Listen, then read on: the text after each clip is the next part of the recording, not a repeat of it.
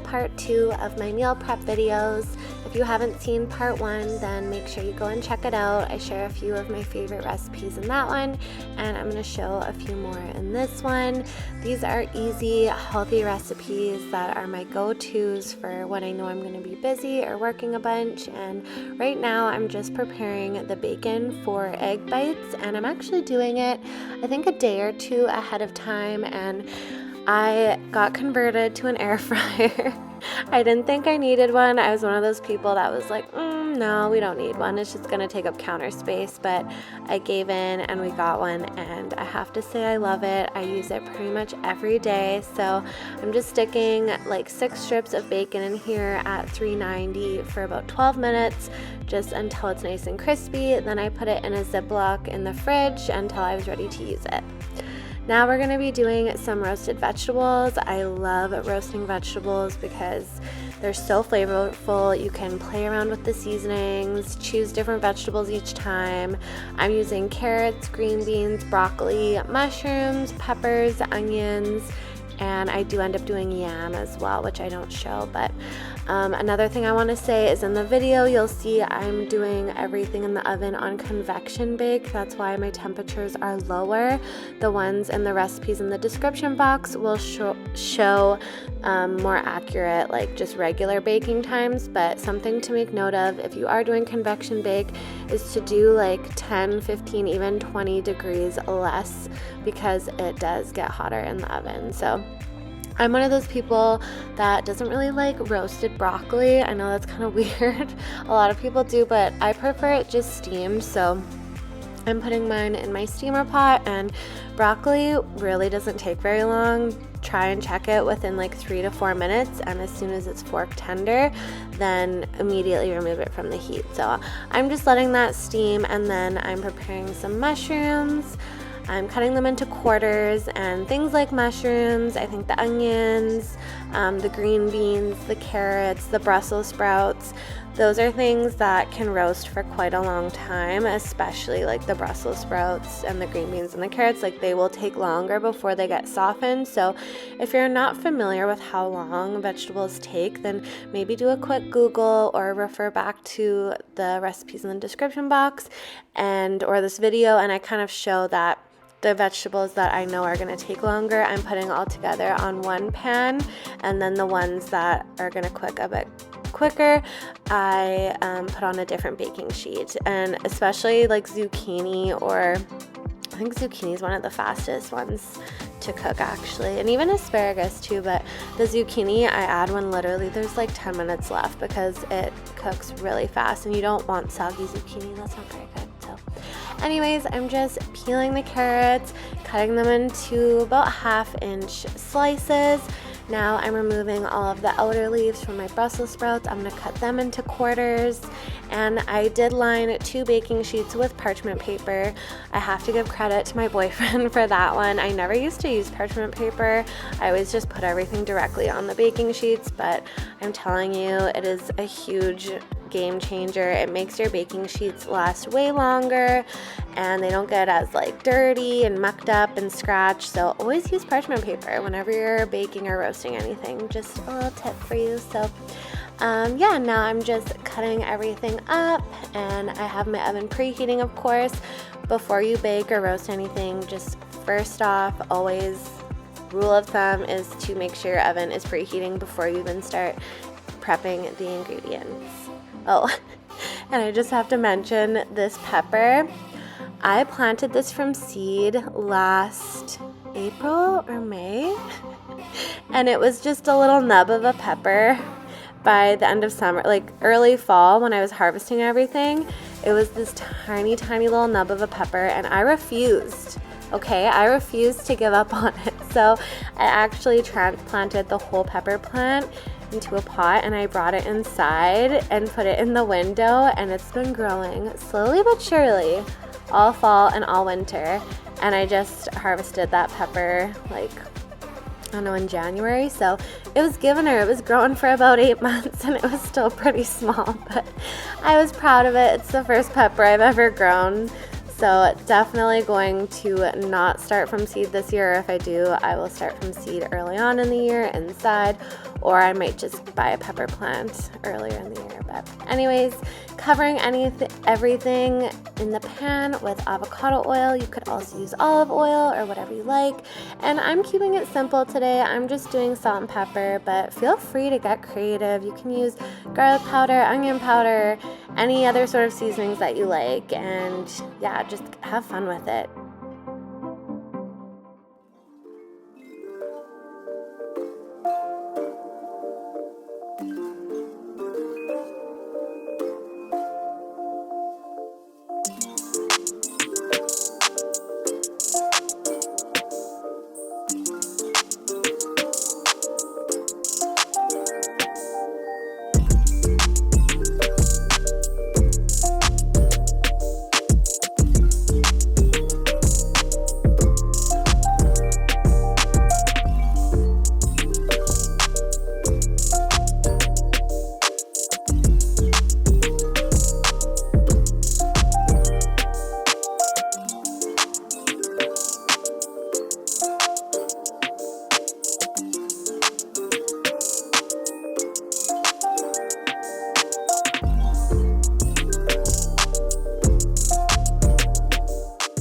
I've tried making these egg bites probably 4, 5, 6 times now, and I think I've almost perfected the recipe. My goal is to make them taste like Starbucks egg bites, and these are pretty identical, I have to say. I'm pretty proud.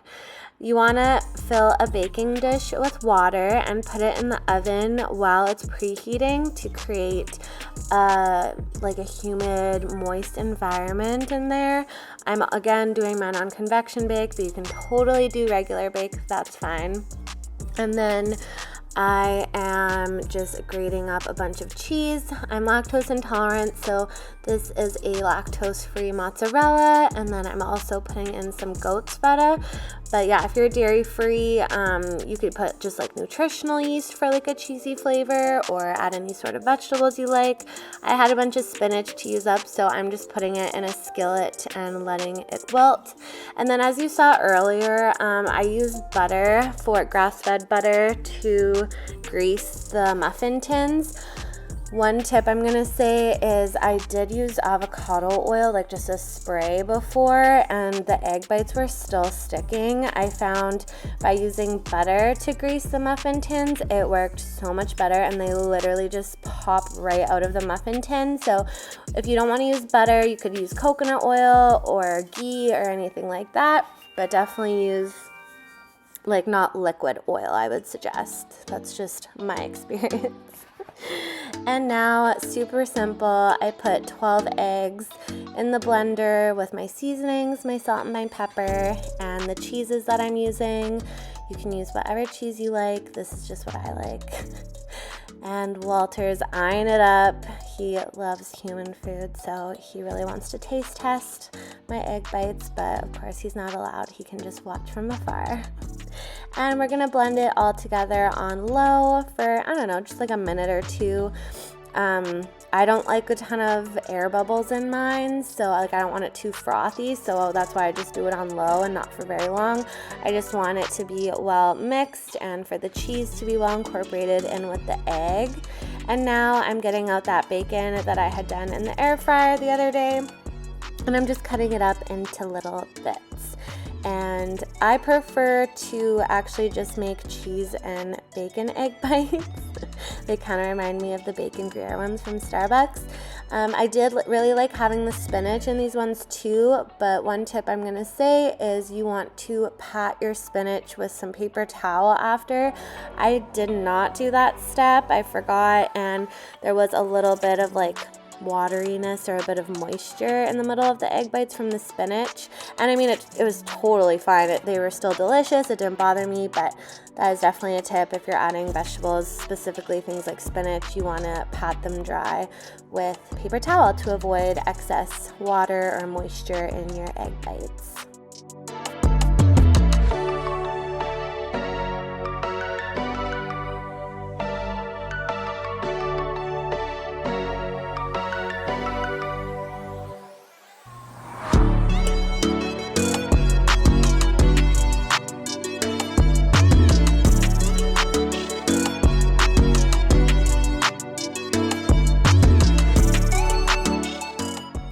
while the egg bites are baking in the oven, I'm now preparing some meatballs. I like meatballs because, again, it's a way to be creative with your seasonings, like what flavor of meatballs you like. I love just classic Italian style meatballs, so just taking a package of lean ground beef, saying hi to Walt again, of course, and I'm adding in Pecorino Romano cheese. I mentioned it before, but it's made from sheep's milk, so if you are lactose intolerant and you just have like sheep's milk or goat's milk products and they don't bother you, then it's a great alternative to Parmesan, or you can totally add Parmesan, or if you're completely dairy-free, then you can use just nutritional yeast. I do use a little bit in this recipe, and it has a really nice kind of nutty, cheesy flavor too. And I'm putting in a Tuscan-inspired, I think it's like a roasted tomato seasoning, just some salt and pepper, garlic powder, some oregano leaves. I'm adding some dried basil leaves as well, and as I said, nutritional yeast, but totally up to you what seasonings you like. You can do more of like an Asian style meatball or whatever. And I'm putting in a tablespoon of arrowroot starch. I'm gluten-free most of the time. I'm not allergic to it, but I do like to cook gluten-free, so I didn't have any gluten-free breadcrumbs or regular breadcrumbs, so this was the alternative that I chose. But if you want to, you could use regular breadcrumbs or gluten-free breadcrumbs too, and that will help bind the egg and all of the stuff together so that the meatballs don't fall apart, and it actually helps make a more moist meatball as well. So I'm just adding in 1 egg and giving it a stir so that everything is well combined. You could weigh your meatballs or like measure them, I guess. I don't do this. I completely eyeball it. They're, I don't know, a little bit bigger than golf balls, a little bit smaller than tennis balls, but I like to make 9 larger sized meatballs, and that's just me personally. You could do 12 smaller ones, but you would want to adjust the baking time and take off a few minutes because they won't require as long to bake. I'm sorry, I'm not super specific or precise with my measurements or my recipes. I try to be for those of you watching that need that assistance, but really I don't want you to stress about it. I give recipes as a guideline and share what I do, but I'm not a professional. These are just things that I've made up with practice that I've learned how to do, and they work out really good. And I encourage you, like, cooking is fun. It's a learning process. You learn how to make things through trial and error, and just go for it. Don't stress about it. Have fun. As adults, a lot of us, we don't have enough fun in life. We don't play. We don't get creative enough. So for me, cooking is one of those outlets that I get to kind of feel like a kid again and play. So use your imagination, give her. And don't these egg bites look amazing? They are my favorite. I made 4 different containers, so I had them for breakfast or like lunch for the next 4 days for work, and I was so happy. I love Starbucks egg bites. I don't know what they put in them, but they are one of my favorite things ever, so I'm so happy that I could find an alternative, a healthier version to make at home. The meatballs turned out really good. You want them to be quite dark brown on the outside, have a little bit of like a crunch or a crust, I guess. And then these are actually vegetables I'm showing that I cooked a different day, but they're pretty much the same as the ones I showed earlier that I roasted in the oven on the baking sheets. And then I didn't show in the video the yams, but I just cut them into cubes and did them, of course, in the air fryer. But you could roast them in the oven as well. I put the recipes in the description box of how I would do it in the air fryer and how I would do it in the oven, so please refer to that if you want some specifics. Thank you so much for joining me during this meal prep video. I just wanted to remind you that ingredient prepping, meal prepping is such a game changer. It makes your life way more easy, way more simple, helps you reach your goals of fueling your body with healthy, nutritious foods. So highly recommend, and thank you so much again. I'll see you in the next video.